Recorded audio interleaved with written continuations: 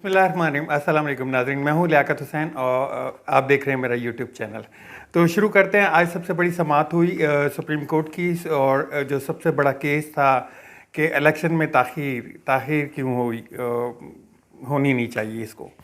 तो जब 9 रुकनी बेंच बैठा, 2 बजे समाअत शुरू हुई। तो समाअत में जो वकीलों ने वकील बोल रहा हूँ, 2 जजेस ने अहम सवालात उठाए। सवालात ये थे कि सबसे पहले तो जो चीफ जस्टिस साहब हैं उन्होंने कहा कि इलेक्शन जो है वो 90 डेज़ के अंदर ही होने, और हमारे पास इतना टाइम भी नहीं है, टाइम ज़ाया हो रहा है और टाइम जल्दी से गुजर रहा है, तो हमें जल्दी से किसी कंक्लूजन पे पहुंचना पड़ेगा, लेकिन डिटेलन पहुंचना पड़ेगा। तो इसको देखते हुए उन्होंने सदर पाकिस्तान तमाम सूबों के गवर्नर्स को नोटिस जारी कर दिए, पीडीएम की पार्टी को नोटिस जारी कर दिया, और जितनी जमातें थी उन सबको बशमूल पीटीआई सबको नोटिस जारी कर दिए। इलेक्शन कमीशन को भी साथ में नोटिस जारी कर दिया।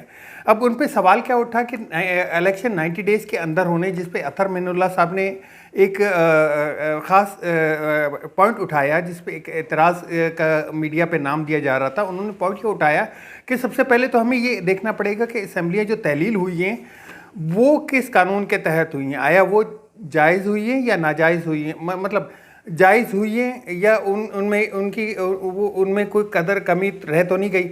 दूसरा, इस बात पे चीफ जस्टिस साहब ने कहा कि असम्बलियाँ तहलील होने के बाद हमारे पास कोई ऐसा पीडीएम की पार्टियों की तरफ से कोई एक कह लें कि कोई उस पर एतराज़ नहीं उठाया गया, तो वो एतराज़ आज उठ गया।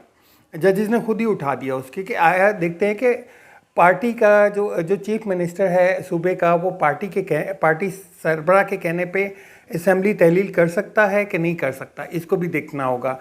इस हवाले से मज़ीद बात करते हुए उन्होंने जो 184(3) इसके पर भी कहा कि इसको भी हमें दोबारा देखना पड़ेगा और इसका जायज़ा लेना पड़ेगा।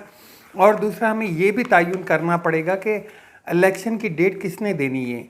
जो लाहौर हाई कोर्ट का फैसला आ चुका है, लाहौर हाई कोर्ट ने इलेक्शन कमिश्नर को जो एक फ़ैसला सुनाया था कि उनको कहा कि आप गवर्नर से डेट ले लें या डेट लें, तो वो उसके ऊपर जो है इलेक्शन कमीशन ने अपना एक जवाब जमा करा दिया कि जी हम गवर्नर के पास गए थे, लेकिन गवर्नर ने हमें डेट नहीं दी। ऊपर से ये कहा कि मैंने असम्बलियाँ तहलील नहीं की हैं, मैं तो डेट देने का पाबंद नहीं हूँ, मैं इस हवाले से।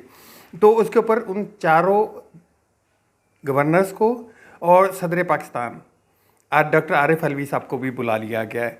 दूसरा सवाल, एक और केस एतराज़ जो उठा वो उठा था अपना जमाल खान मंदुखेल के हवाले से। जमाल खान मंदुखेल का कहना ये था कि हमने जो ये सोमोटो एक्शन लिया है वो जो 2 जजेस एक केस का फ़ैसला कर रहे थे, वहाँ पे ये बात उठी और उन्होंने हमें रिकमेंड किया, तो हम क्या ये खुद नोटिस ले सकते हैं या नहीं ले सकते। ये केस जो है वो गुलाम अहमद डोगर जो सीसीपी लाहौर है उनकी रीस्टेट के हवाले से केस था, तो वो रीस्टेट भी हो गई थी उनकी। तो वहीं पे ये केस में मज़ीद जो तक़वियत पहुंची थी या उसमें उठा था मामला कि इलेक्शन जो है वो 90 डेज़ के अंदर ही होने हैं, तो 90 डेज़ से ऊपर नहीं जा सकते 90। और अगर इसमें भी 2 मामलात, अब ये जो रुख अख्तियार कर रहा है जो केस, वो ये कर रहा है कि अगर इन केस अगर असम्बलियाँ बहाल कर दी जाती हैं तो भी पीटीआई की हुकूमत आ जाएगी, उसमें पीडीएम की जमातों को क्या मिलेगा। तो ये मामला जो है, अब इसकी समाअत जो है वो कल तक मुलतवी कर दी गई है, और इस केस को अब मंडे को जो है उसमें मज़ीद तकरीबन 1 दर्जन से ज़ायद जो हैं वो नोटिस इशू हो चुके हैं, या उनको बोला गया कि आप प्रिंट मीडिया के थ्रू इसको नोटिस ही समझें और इसमें आएँ। तो अब 1 दर्जन से ज़्यादा जो है फरीक इसमें शामिल हो चुके हैं, समझें। तो मंडे से इस पर डिटेलन बात हो जाएगी, और मंडे से ये केस जो है वो एक असूली एक कह लें कि डिटेलन इस पे जो है वो चल पड़ेगा। तो इस काफ़ी जो है मीडिया में ये बताया जा रहा था कि जी एतराज़ लग गए हैं बार कौंसिल की तरफ से। बार कौंसिल को भी नोटिस जारी कर दिया गया, सुप्रीम बार कौंसिल को भी। तो उसमें जो एक वज़ीराबाद केस के हवाले से जो कातिल था उसका वकील साहब ने जो है वो मीडिया पे आके बयान भी दिया कि जी मैंने इतराज़ कर दिया है और बार काउंसिल की तरफ से ये सब एक तरह से कह लिया जाए कि किसी इसमें कोई इतनी वो नहीं रहती। सुप्रीम कोर्ट के जो 9 जजेस हैं वो इस केस को टेकअप किया हुआ है और वो इस केस को देख रहे हैं और इसमें मज़ीद इजाफा करना या मज़ीद कमी करना वो तो उन पे डिपेंड करता है, लेकिन उससे फ़र्क क्या पड़ेगा। 9 जजेस का जो बेंच है वो बहुत बड़ा बेंच है और इस पे जो कार्रवाई है अब देखते हैं वो कल क्या हवाल पे पहुंची और मंडे को किस हवाल पे पहुंची है। दूसरी तरफ चलते हैं जी जेल भरो तहरीक के हवाले से। जेल भरो तहरीक जिस तरह कल लाहौर में जो है बड़ी कामयाबी के साथ शुरू हुई, आज पेशावर में उसका आगाज़ किया गया। पेशावर में भी बड़े एक तरह से लगा कि लोगों का जमघटा आ गया है, जो रश और जिस तरह से वो देखा गया तो एक जलसे की सूरत अख्तियार कर गया और वहाँ पे भी कारकुनों ने और जो है जो लीडरान हैं उन्होंने गिरफ्तारी दी। और इस हवाले से एक खबर ये भी चलाई जा रही थी कि जो पुलिस है वो कारकुनों के और लीडरान के घर पे पहुंच गए, महमूद कुरैशी के घर पे पहुंच गए, वहाँ ऐलान कर रहे हैं कि जी आप आके गिरफ्तारी दे दें, जबकि वो मौजूद थे वहाँ पे जहाँ पे उन्होंने एक सेटअप बनाया हुआ था कि जी हम यहाँ पे गिरफ्तारी देंगे, तो वो वहाँ पे गिरफ्तारी देने के लिए खड़े हुए थे। तो ये मामला भी है। दूसरा जो कल गिरफ्तारियाँ हुई हैं जिसमें कहें कि असद उमर और जो शाह महमूद कुरैशी और वलीद इकबाल और जो बाकी आज़म सवाती वगैरह हैं उनको मुख्तलिफ़ जगह पे, मतलब शाह महमूद कुरैशी को अटक में फेंक दिया, ट्रांसफ़र कर दिया अटक जेल में। वलीद इकबाल को जो है वो मुल्तान में या मेरे ख्याल से डेरा गाजी खान में शिफ्ट किया गया।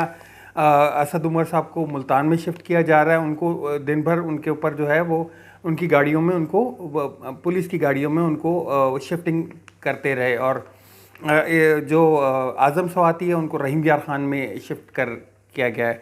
और दूसरा इस हवाले से देखा गया कि ज़ुबैर ख़ान न्याजी ने जो कल एक अपनी गिरफ्तारी दी थी तो उनके ऊपर गद्दारी का या बगावत का पर्चा उन्होंने दर्ज कर दिया।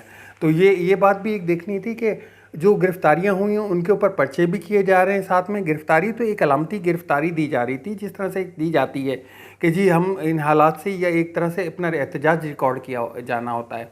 उस हवाले से लेके आज जो है शाह महमूद कुरैशी के बेटे उन्होंने सुप्रीम कोर्ट में हाई कोर्ट में एक दरख्वास्त जमा कराई कि मेरे वालिद कहाँ हैं, मुझे नहीं पता। उनकी बाजियाबी के ऊपर जो है उन्होंने एक दरख्वास्त दी जिसकी समाअत कल मुतवक्का है।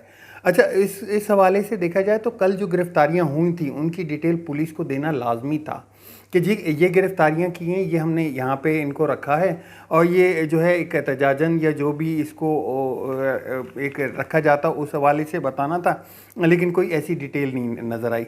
दूसरी जानिब ये भी देखा गया कि गिरफ्तारियां नहीं ना करने के ऊपर जो कारकुनान हैं वो कोट लखपत जेल पहुँच गए और जो पेशावर में है वहाँ पर भी लोग जो है कारकुनान जेल के बाहर खड़े होकर एहतजाज कर रहे हैं कि हमें अंदर जो है जेल के अंदर गिरफ़्तार किया जाए हमें।